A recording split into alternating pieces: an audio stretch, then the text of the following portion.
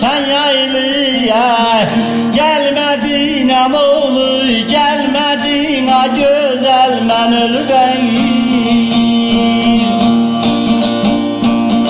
Ele türküm oldum ay,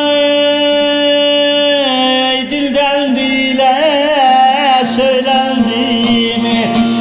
Emim oğlu sen yaylıya, gelmedin ha ceylan, gelmedin ha güzel, ben ölürüm.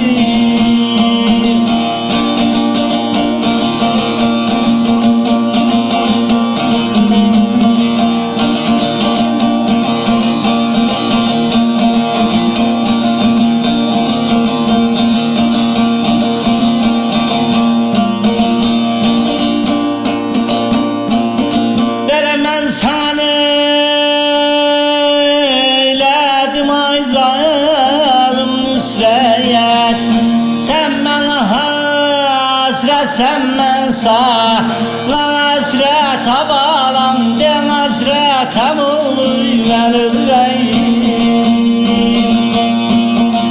Yaylıya gelmenden olmadı kısmeti, Hüsayoncu sen yaylıya, gelmedin balam, gelmedin balam, ben ölürüm.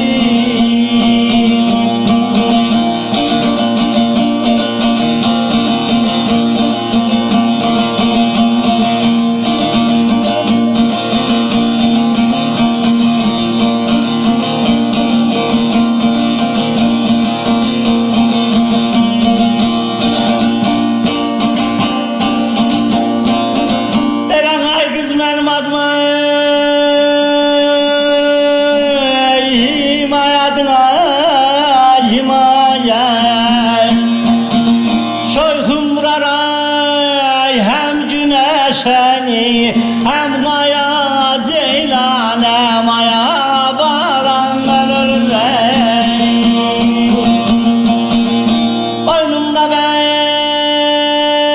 besledim bir çüt amaya, emim oğlu sen emmeye, gelmedin ha ceylan, gelmedin ha